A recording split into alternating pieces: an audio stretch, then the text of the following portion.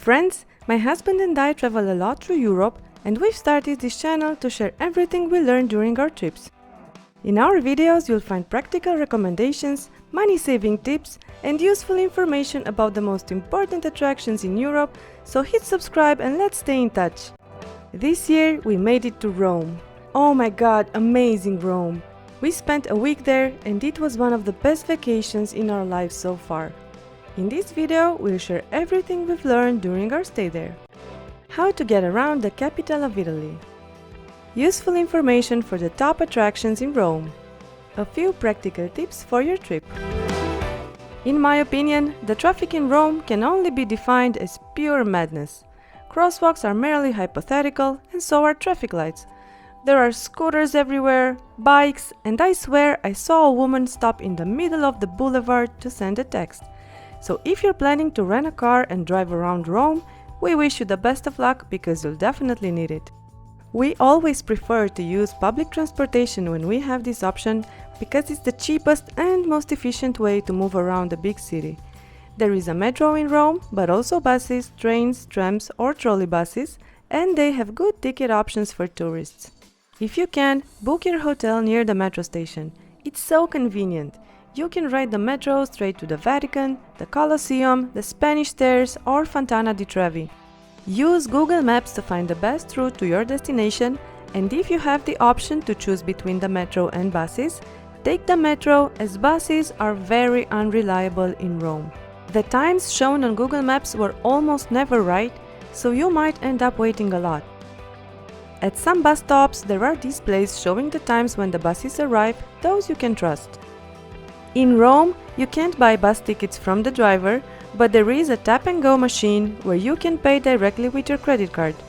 However, if you're going to use public transportation a lot during your stay, I recommend you get a pass with unlimited trips. You can buy transportation tickets at the metro station, from the ticket offices or the ticket machines, and also at tobacco and newspaper stands. Here are your options. We'll make a more detailed video on how to use public transportation in Rome, so make sure you hit subscribe to get all the practical tips for your trip. Many tourists choose to get around by taxi in Rome, and while that's definitely more comfortable than a bumpy bus ride, it's also more expensive. Here are the cab fares in Rome.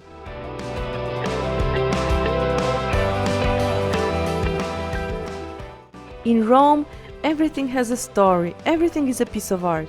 You'll walk down a cobbled street eating gelato and suddenly find yourself in the most stunning plaza. You'll enter a random church only to discover the most beautiful ceiling and masterpieces created hundreds of years ago by Michelangelo or Bernini.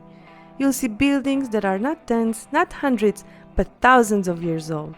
So when it comes to the attractions in Rome, it's almost impossible to make a top, as they are all incredible. We will go over the most popular ones and we'll follow up with a more detailed video about the less known attractions in Rome, so make sure you stay connected by subscribing to our channel.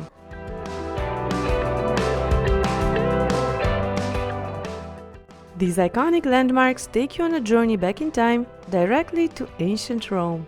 On your trip, you must visit the Colosseum, an architectural masterpiece that's almost 2000 years old. It's a majestic arena with immense historical significance and one of the symbols of Rome, so expect it to be very crowded. To avoid long queues, make sure you buy your tickets in advance.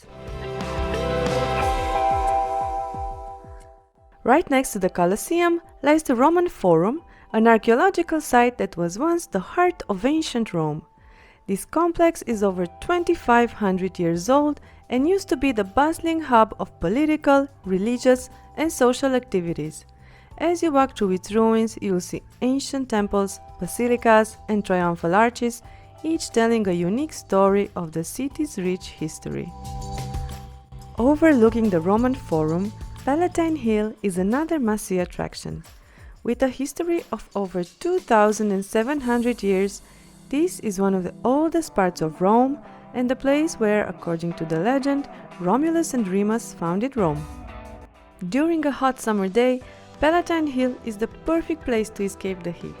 Take a walk through its green alleys while admiring the ancient ruins and the breathtaking panoramic views of Rome.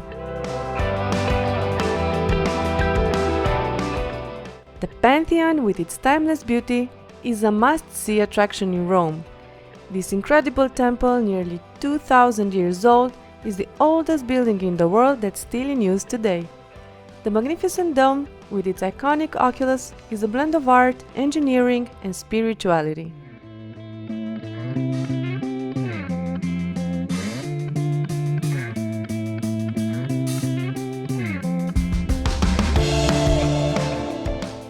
The Sant'Angelo castle is an ancient fortress nearly 1900 years old. Originally commissioned as a mausoleum for Emperor Hadrian, it later became a fortress, a prison, and a palace. The visit to the Sant'Angelo castle offers a captivating journey through time and the most stunning panoramic views of Rome from its rooftop terrace.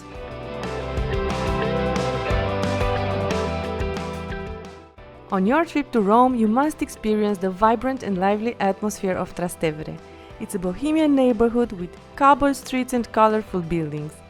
On Trastevere's narrow alleys, you will find the most authentic cafes, traditional trattorias, and trendy bars, offering the most genuine Roman culinary experience. This is where you'll find the best pasta, pizza, and gelato in Rome, and also the best energy and parties in the city.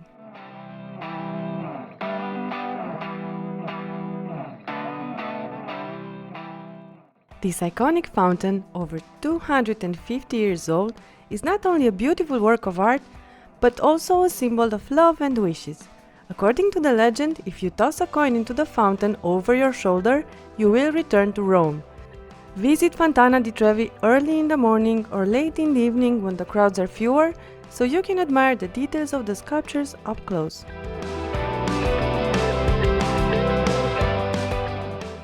The Spanish Steps are a popular meeting place and a great photo spot for both locals and tourists. To avoid the crowds, visit early in the morning or during the evening.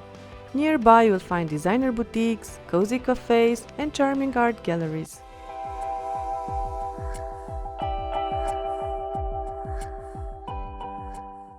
We adored our experience at Galleria Borghese. At this gorgeous art museum, you will see fascinating masterpieces by famous artists like Bernini, Caravaggio, and Raphael. The collection includes magnificent sculptures, impressive paintings, and stunning frescoes.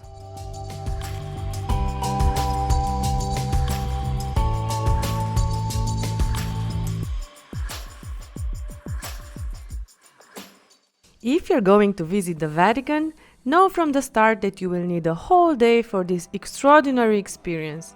Exploring the Vatican museums, the Sistine Chapel, and St. Peter's Basilica is a unique journey through art, history, and spirituality.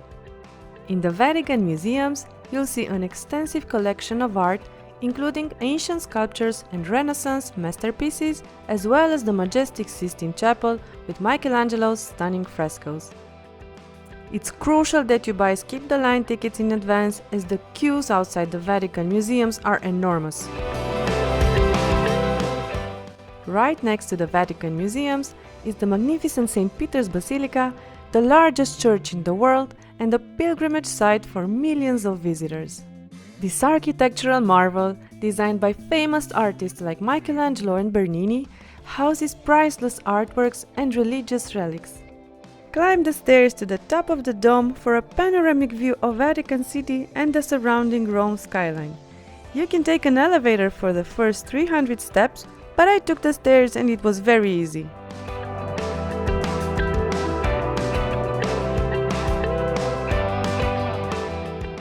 Now about the queue to the St. Peter's Basilica. There's really just one way to skip the line, and that's by joining a guided group visit to the Vatican museums. It's more expensive than visiting by yourself, and it lasts much longer as the guide will explain everything.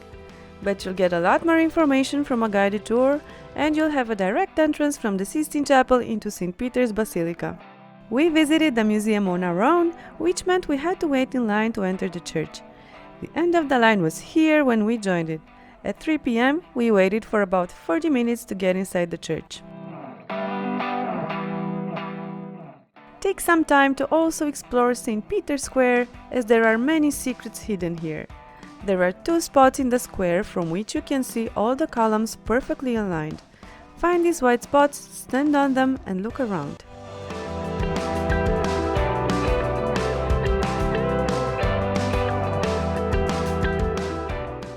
In St. Peter's Square, there is also a cobblestone in the shape of a heart. There are several legends regarding this heart.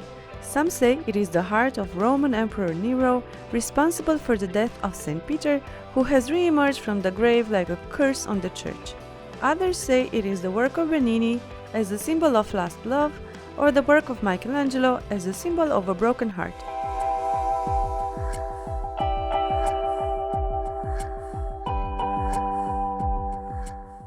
Piazza del Popolo is a gorgeous bustling square surrounded by elegant buildings and two twin churches. Here you'll see a beautiful fountain and an Egyptian obelisk in the center, and two semicircles bordering the beautiful plaza. Something interesting about these walls is that they hide a secret telephone. Well, not an actual telephone, but an interesting acoustic effect known as the echo of Piazza del Popolo. To test it, head to the wall with Neptune's fountain. One person should stand in the center of the wall near the fountain, while the other person will stand at the corner of this end. Now speak facing the wall and you'll hear each other as if you're just a couple of meters away. After talking to the brick wall, just like my mom did when I was a kid, climb the Pincian Hill next to Piazza del Popolo and enjoy some magnificent views from above.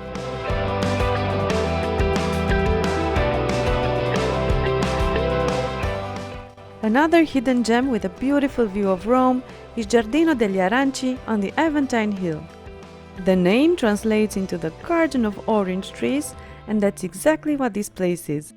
A park filled with orange trees and tall pines where you can enjoy some fresh air and admire the stunning views of Rome.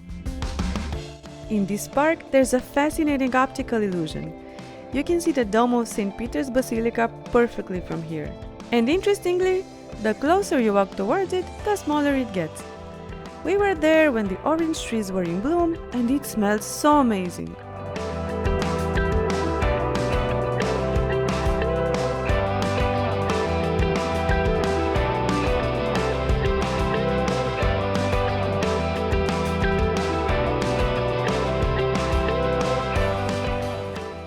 A couple of minutes away from Giardino degli Aranci, you might see a lot of people standing in line in front of this gate.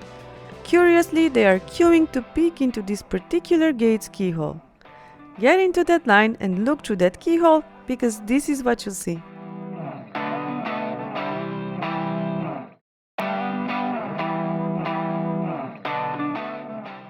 In Rome, you don't necessarily need to go to a museum to see art, because it's everywhere, especially in churches. San Pietro in Vincoli, or St. Peter in Chains, is an ancient church where you can see the chains of St. Peter, but also a famous masterpiece created by Michelangelo.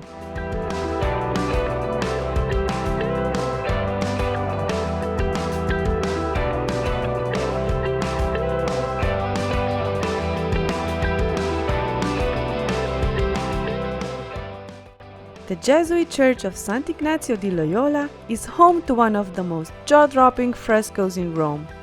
There is a spot marked by a marble disc in the pavement and a mirror that offers you a breathtaking perspective of the fascinating ceiling. And that's not all. Another work of art in this church is the fake dome. Initially, the church was designed to have a dome, but as they ran out of money, it was replaced with a painting that creates the illusion of a dome. There are other amazing churches in Rome, but since we're trying to keep this short, we'll talk about them in another video.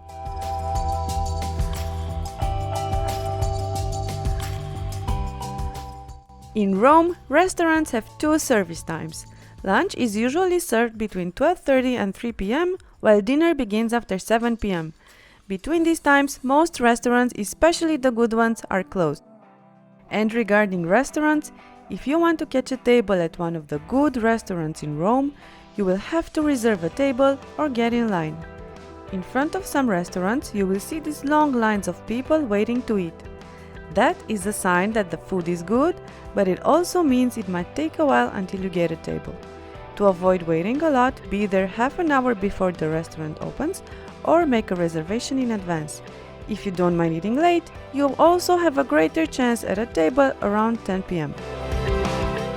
We've tried some of the popular restaurants recommended by TikTok and YouTube, and we'll make a short video about our experience, so make sure you stay connected by subscribing to our channel. Tipping in Rome is not mandatory.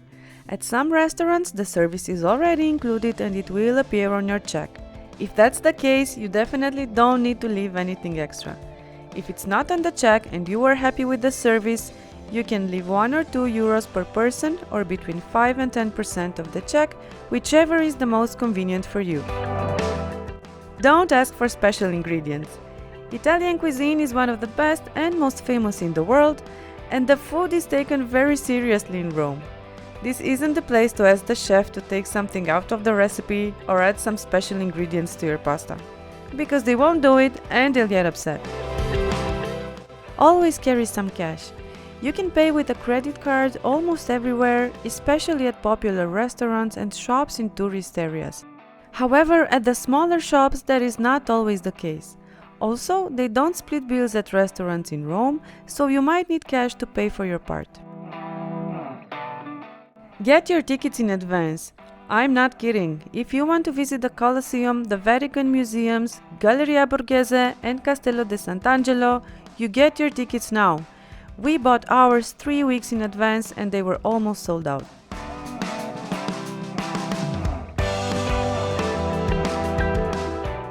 The entrance to all churches is free, but they don't let you in if your clothes aren't covering your knees and your shoulders.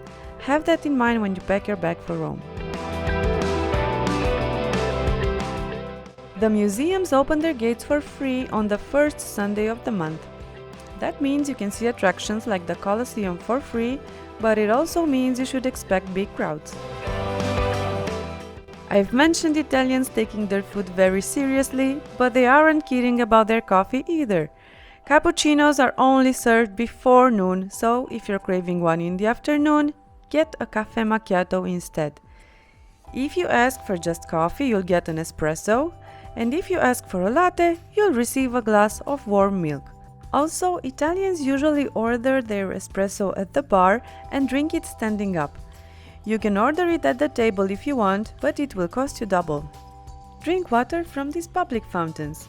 They are all over Rome and everyone refills their water bottles from them. In some areas, you will find these water stations where you can get both still and sparkling water for free. Rome is a popular destination for tourists, but also pickpockets. Always take good care of your belongings, especially on the metro or in crowded places. Wear comfortable shoes. You will walk a lot in Rome, mostly on cobbled streets, so be wise. Here's how much we walked on our trip to Rome. If you found this video helpful, hit subscribe and check out our other videos as well. Tell me in the comments, have you been to Rome? Would you like to go?